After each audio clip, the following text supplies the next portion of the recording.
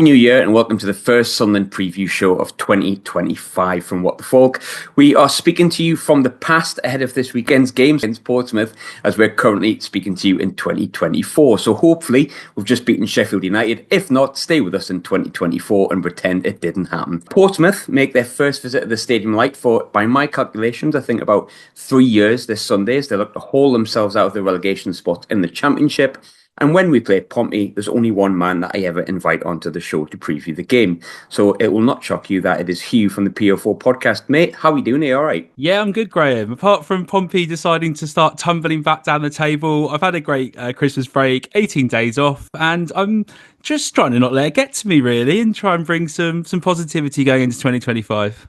It's only football, isn't it? It's only football. Exactly. I think We say that as two people who do like weekly podcasts and spend a lot of our life talking about football. But yeah. I was watching that Soccer podcast, the new one that Tim Lovejoy does, and it's that Bolton fan Sheephead when he got beat 5-0 off Stockport. And he's like, you'd think after all these years, you'd just get over it and it wouldn't matter to you much anymore, but it just does, done it. And I was just like, yeah, I'm nearly 40 and I still get affected by getting beat at Stoke. But look, we can't discuss your most recent result because it hasn't happened. Swansea at home, for those wondering, and of course us, Sheffield United at home. So let's look over the Christmas results. We're around the Christmas festive period when loads of results come at you. A really odd set of results considering what came beforehand, sort of. You got battered 3-0 at Bristol City, and then you lost in the very last minute at Watford, which had a very funny sending off, to be fair. But why wasn't it a very Merry Christmas for Pompey? It's due to a lack of squad depth, and that is our problem coming into January. You know, when all the games are a bit more compacted and where it really shows the class of other teams who are able to rotate players in and, you know, next man up. And unfortunately for Pompey, it just goes to show at this moment in time that we don't have that ability. We don't have that depth in the squad. And you see it against Bristol City. You know, Messina comes out and rests a fair amount of players in that game. And we went from beating them 3-0 at home, and we'll come on to our home and away form in a bit, but to losing 3-0 to them and being absolutely overrun. And it just shows really we haven't got that lack of quality. We're a bit unlucky in the Watford game, I feel, mainly because the penalty as such wasn't a penalty that was given. I don't understand what the linesman's doing there, flagging for it when it's a good couple of yards outside the box. But at the end of the day, a draw was probably a fair result considering they dominated the second half. And it was just one of those things that with our very leaky defence at this moment in time, a very patched up defence effectively, we're always going to concede goals. And we just seemed to concede a goal right at the death and ended up losing that game. It's funny, whenever I'm doing more preview shows, and it's like, there's always a conversation about a referee at some point, and I kind of want to try and explain what might have happened, but I just think EFL Championship referees, that's just kind of what you're getting. It was outside the box. If anyone hasn't seen it, it's blatantly outside the box. It's not a penalty, but you've been in League One like us recently. They're worse in this division, aren't they? I don't know about that. I'm going to say yes because I feel like at this moment in time they're going against us more, but I try not to focus on that sort of thing. I mean, we've done this for years, both of us, and try and see a bit more of a macro level over the season and sort of trends going forward rather than one very silly linesman and a slightly overweight referee who couldn't really keep up with the play. So he had to resort to the linesman at that point in time as well. But look, if we were a team who maybe were able to get a second goal away from home and, you know, have a bit more of a lead, these kind of things don't happen. And when you've got a defence who always have a mistake in them at the second in time and are really lacking any quality, when you look at Marlon Pack, who's really a centre midfielder and had to drop back into the back line to try and provide some stability.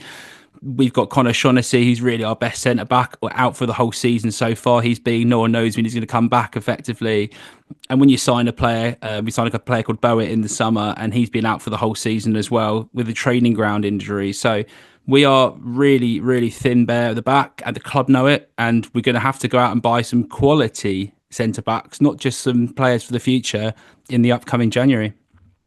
You went to the Watford game, and look, it'll be long in the past now by the time we get to this particular game because we got Swansea and we got Sheffield United, as we said before. But that was one of the most bizarre red cards that I've ever seen in my life. I'm assuming everyone's seen it, but you were in the away end when he did, wait for it, a fortnight dance and got himself sent off. Is that right? Yeah, that's effectively. I think it's more for not for the dance. I think it's more that he came over, and to be fair, the Pompey fans were giving him a lot of grief throughout the game. It's all a bit of fun, really. It wasn't anything out of the ordinary that you get from an away end, but at the same time, he's quite a young kid, and he decided to come and give it the big un to the away fans after the game. So I think that was why tensions were a little bit high. I don't think it's a red card. I think it's a bit silly in that sense. But and even though even Tom Cleverley, the Watford manager, came out and said he doesn't really appreciate that and it wasn't needed. So even though the two managers had a bit of a beef afterwards, both sort of throwing mud at each other and a few silly comments. Senior came out and said he doesn't really care what Tom Cleverley says, quite frankly. It was a very tense end to the game, but at the end of the day, you've got to look at ourselves here, and our away form is absolutely woeful, only winning once away all season. We can't be blaming this just on officials. We need to look at ourselves here, really, and work out what's going wrong and why we're so poor away from home. Think prior to that, I'll be honest with you. I spoke to you the other day on message. I've got a bet with my coffee man who said, "Oh, I think Pompey will stay up this season." And I, no offense to you, went, "No chance," because I haven't won in 10 games or something. So we have a bet where he's going to give me two free coffees and a croissant, and I've got to buy him two German beers if you stay up. And then you start putting a run of results together. So I looked at those results, and you beat QPR, you beat Preston, smashed Coventry, beat Bristol City, picked up draws against Norwich and Swansea. So you had picked the results up. So how concerning have the last two results been after in my opinion, from the outside looking in, it looked like you turned the corner or got used to the division. Yeah, it looked like we had what I'd like to call, and this might be a bit football cliche, but our identity back as a team, which we sort of struggled to find when we first, got promoted into the championship. Maybe the way that we were playing before, and we did have more possession in League One. We're playing against worse teams, and we sort of lost our ability to press high, to win the ball back. It really wasn't working for us. And then over that period, that's what really changed. And I mean, don't know how data focused we are, but looking at numbers, and this is really heavily taken from our home form. It does count for home and away. Only Leeds win the ball back more than us in the final third of the pitch. So Pompey doing that 4.8 per game.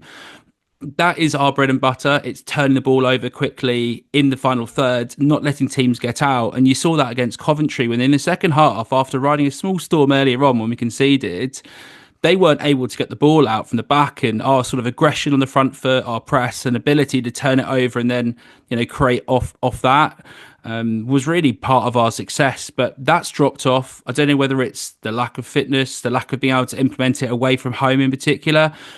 But without that, we are a team who really struggle to generate any sort of attacking prowess whilst being able to concede a huge amount of chances as well, with the second worst goals conceded per match in the league. One thing I noticed that it coincided with your upturn in form, and I can't say I sat and watched all your games, so I don't know what impact he had. But Colby Bishop came back in, really big player for you over the past couple of seasons, big player for you last season. Had his heart issues, I believe, which just made him like miss the first few months of the season. How much has his return coincided with that identity coming back and that slight upturn in form that you had? It's a huge amount. It's a great observation because Colby Bishop allows us to play off him as well. And where we won't be able to play the ball at the back, and potentially, I mean, our defenders just aren't technically good enough to play the ball out from the back now in this division. So having Colby there, we've gone a little bit longer sometimes. We've gone up to him. He's able to hold on to the ball and sort of play off him. He also, not just sort of in a pure target man way, but he sort of drops in and links the play up. He allows the wingers to go past him. He allows the number 10s to play the ball off him as well as being able to score goals, obviously. And we lacked any sort of focal point up front without Colby Bishop. And it is concerning because our other strikers are effectively injured. The only player we've got is Christian Sadie, who can fill in behind him, and he's a number 10, not a striker. So Colby Bishop's come back from open heart surgery and then been thrown straight into playing, pretty much all the time for us, unless we're, clear ahead and we manage to rest him. But Colby is so integral to how we play, and he allows us to play with that same identity and on the front foot and retain that sort of team deeper into their box and deeper into their third, which allows us then to get onto those second balls and create chances. What happened to him? Because I think a lot of people weren't aware of it. He scored 40 goals for you over the last two seasons. He scored twice in eight, I think, this season. Obviously a massive focal point. But what actually happened? Because it was during the summer, wasn't it, that something got detected with his heart and he had to have open heart surgery, as you said?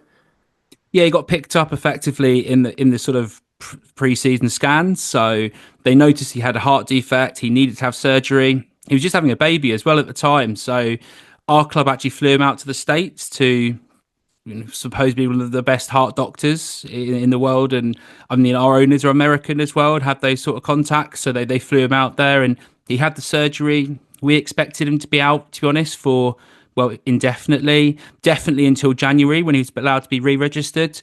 But because we had another player out for the season who was registered but didn't play, the EFL for once actually did something quite nice and allowed us to take him out the squad and to register Colby Bishop mid season before January. So, I mean, he's made a remarkable recovery. The fact that he's playing for us now regularly is just pretty remarkable. And obviously, credit to him as a player for just focusing on getting back. He spoke about how that was what was driving him forwards, and but obviously off the pitch with his young family and stuff, that's the most important thing.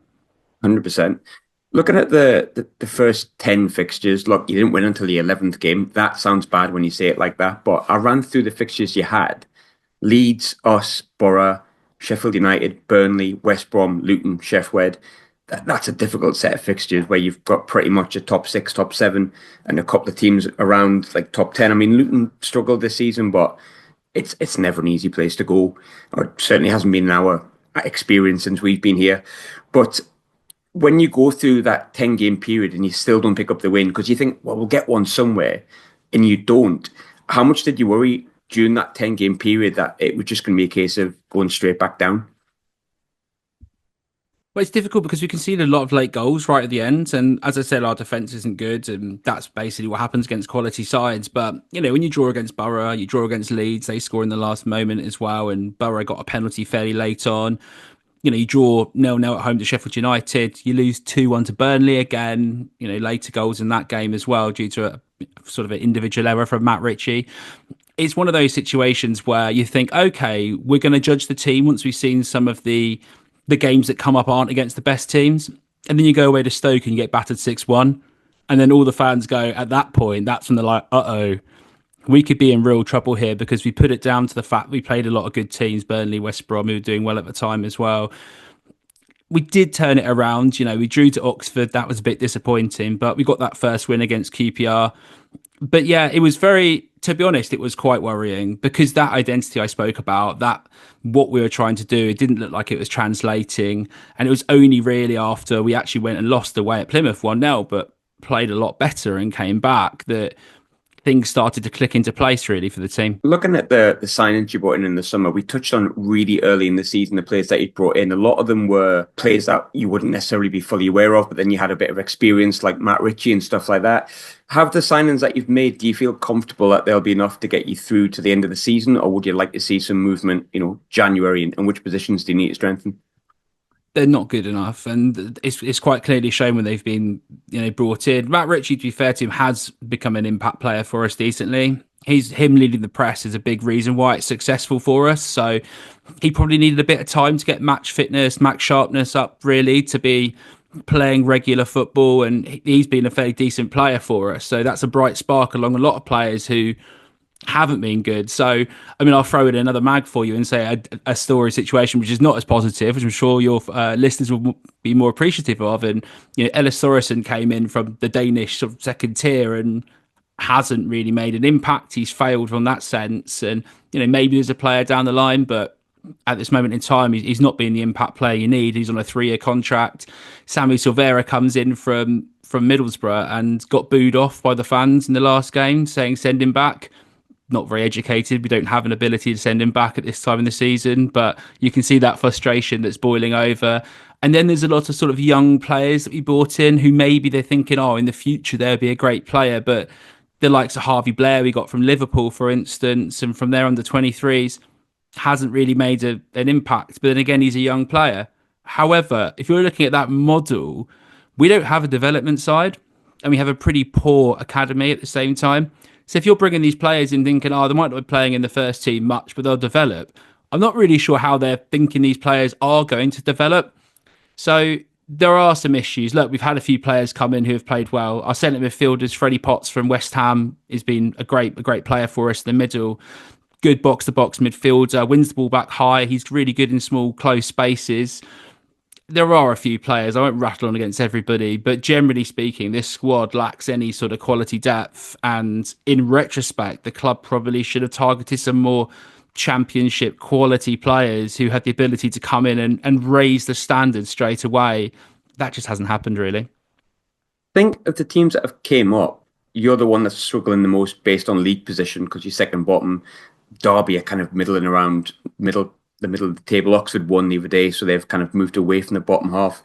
But it's Oxford's the only team that sacked the manager. Paul Warren's still at Derby. And of course, Mousinho's still with yourselves. But what I find quite interesting is that it doesn't seem, from the outside looking in, and you can correct me if I'm wrong, that Mousinho's ever been under any level of pressure. And I'm not saying it would be the right thing to sack him, but we know what football can be like when things aren't going too well. When you come up, you look at Russell Martin, hasn't worked out for him at Southampton. What he did last season's been forgot about. He's been sacked. Des Buckingham at Oxford, I touched on before, he's been sacked.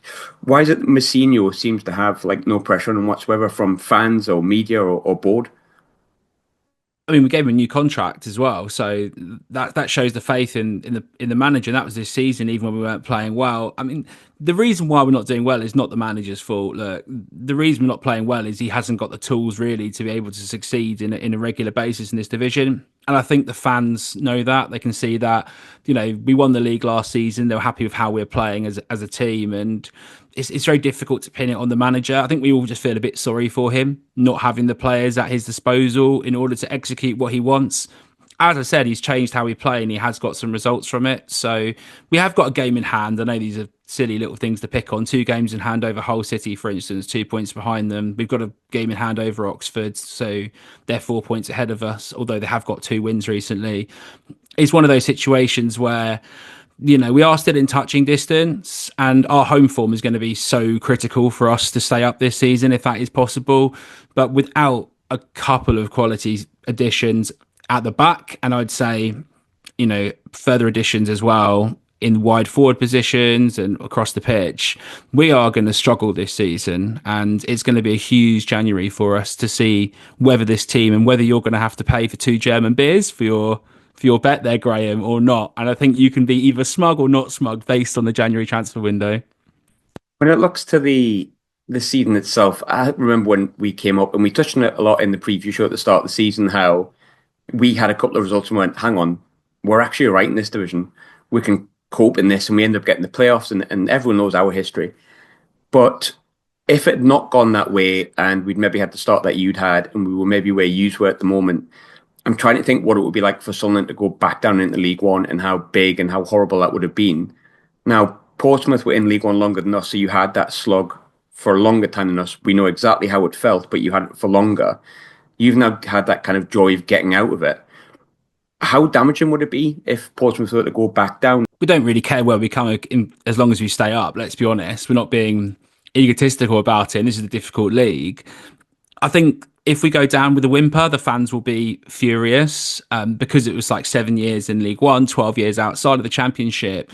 And it's taken us so long to get up here. There will be pressure on, you know, the recruitment team. There'll be questions put towards the owners of how serious they are investing in the team effectively. So it's one of those situations now where the fan base is sort of split over, not over the manager, but over how the club is investing the money in, whether they're being too tight, shall we say.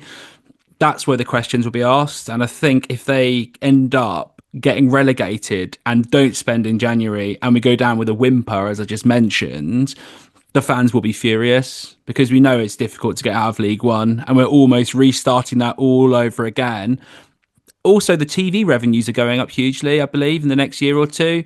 So the financial incentive to stay in this division compared to dropping into League One and the gap only getting wider and wider means that if you get promoted again from League One, it could, you know, say it takes you 2 seasons, that gap's even more. So now's the time to try and close the gap up and add some players to a squad.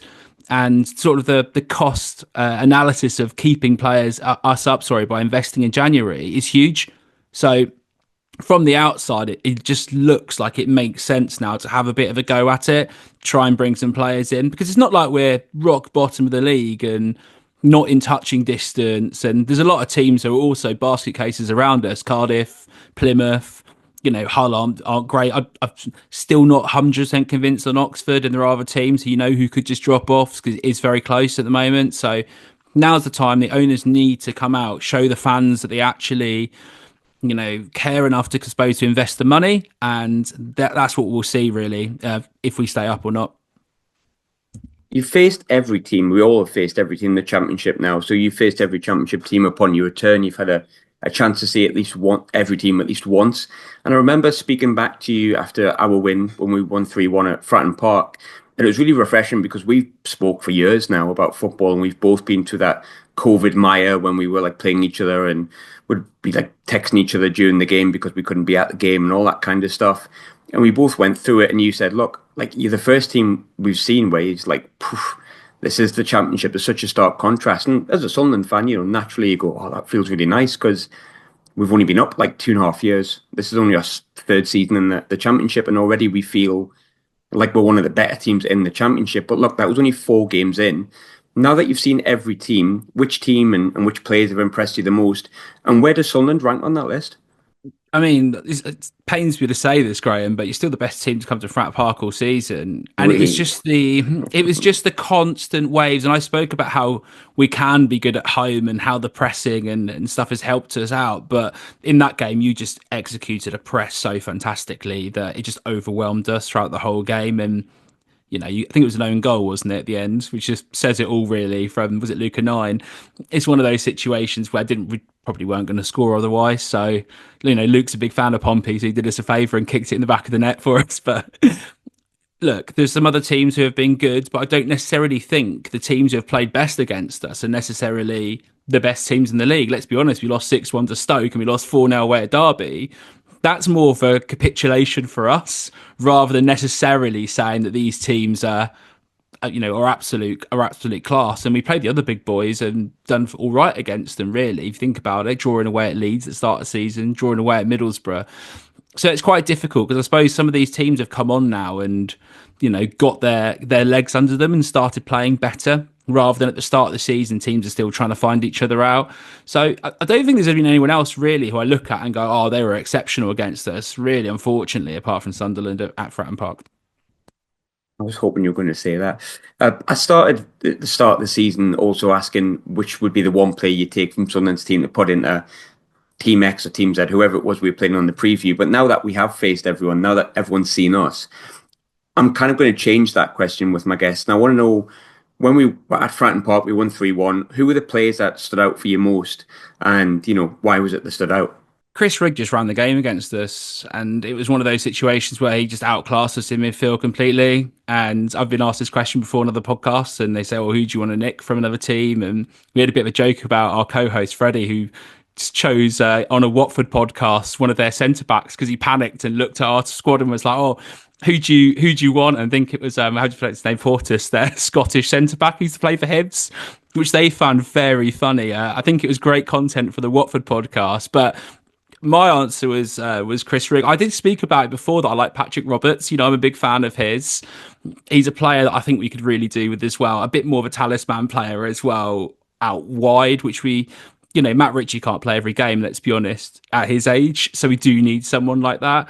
Do you have a centre back you think all season has been, absolute class for you, which we could just in some ways plug into this Portsmouth side and go from there? Yeah, Chris Mepham's been, apart from maybe the last 2 games, class, like one of the best centre-halves I've seen us have for years. And weirdly enough, Luke O'Nine's now one of the better centre-halves in the league for me as well. And then Dan Ballard sits on the bench, and so does Agilise when they're fit. Yeah, we've got a few you could potentially borrow, but with our injury list, we'll probably need to keep them, mate, to be honest. I don't think we're borrowing any of your centre backs. I think this is not going to be our target on our list of our recruitment team. I can't see them sort of calling Sunderland up and being like, well, we've done all this data analysis over the last 3 months and we saw you down at Fratton Park and you're absolutely class. Do you fancy coming to the second bottom team in the league who pay about a third of the amount of wages as you do and drop down? But the sensible option then would be to take someone like Mepham at the back and plug him in, because we're lacking somebody to be that centre back who leads the back line. And poor Riley Towler is really our start of the season injury cover, rotational defender who needs a League One loan really. and he's been plugged into having to start. And I think we could be a team if we're just a bit more solid at the back and not throwing away 94th, 95th minute goals.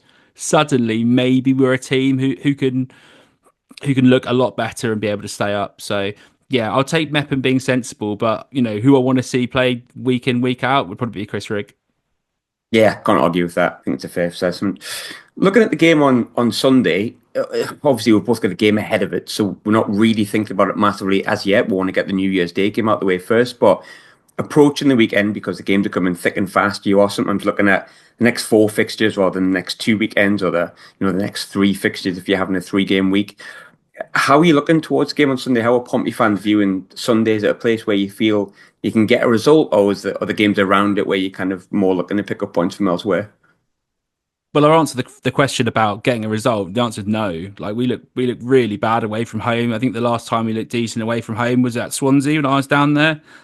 We ended up drawing 2-2. It was a little disappointing in the end, but we don't look good away from home at this moment in time at all. And considering you battered us at Fratton Park, as I've already, told you earlier on in this game, this is a game I don't even think we're going to focus on hugely. The game against Swansea, which is going to obviously being played well before this comes out, is a huge game, and maybe that gives us a bit more confidence if we can come back and put a shift in. But I'll be honest, I don't really think any Pompey fan is looking at this calendar going, oh yeah, we're going to travel up to Sunderland and get a result, because we just look so poor away from home, and I think we're going to just be focusing on those games that maybe we can win. And I don't really think this is going to be one of them. I know that some people probably come on this preview show and go, "Oh, we could do this and that, and yeah, we can."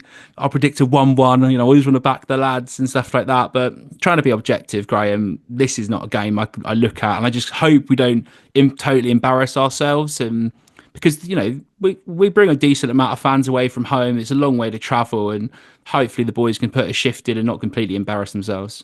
Yeah. What is your prediction for Sunday? I'll be honest, I fancy us to win. I think I fancy us at home, but this is prior to Sheffield United when we could get more injuries. But I'll take us for a 2-0. But I'm not going to say do you disagree with that? I don't think you do based on what you just said, Hugh, mate. I mean, I was going to go with 3. I don't. If Bristol I'll City take can that. put 3, if Bristol City can put 3 past us. Derby can put 4 past us. Stoke can put 6 past us. I'm only hoping that we rally around the home game, and maybe that gives us a bit of an emphasis. But it will be a situation where if it is tight, it will be us smashing and grabbing a goal and then trying to hold on, and that's not going to work because, as I already said about our defence, so maybe we get a goal. Maybe I should try and be positive to the Pompey fans listening and go 3-1. But, maybe we get a goal on the break. Callum Lang gets a goal out of nowhere. That's the kind of thing that could happen. But yeah, I'm not very positive going into this game in particular. To be fair, the first goal we conceded this season was against Pompey, but we did score it. So there's a caveat to that, I guess. But Hugh, I don't know if you're coming up, mate, but Happy New Year when it comes, because obviously we're speaking in the past, as I said, 2024. But thanks as always, mate, for making your 100th appearance on What the Falk, I think, give or take. No, it's always a pleasure to chat. And it's one of those situations that hopefully we stay up and next season we do a season preview. And I'm talking about the fact that we've brought in some players who you go, oh, yeah, I know him. He's going to be class, or he's going to be decent, rather than where the hell did you get him from again, Hugh? So, look, it's always a pleasure, Graham. Thanks for having us on. And look, maybe something happens that shocks you and the Sunderland fans are in outroar that Pompey managed to get a point at the Stadium of Light. But yeah, you guys should all have a lovely, happy start to January.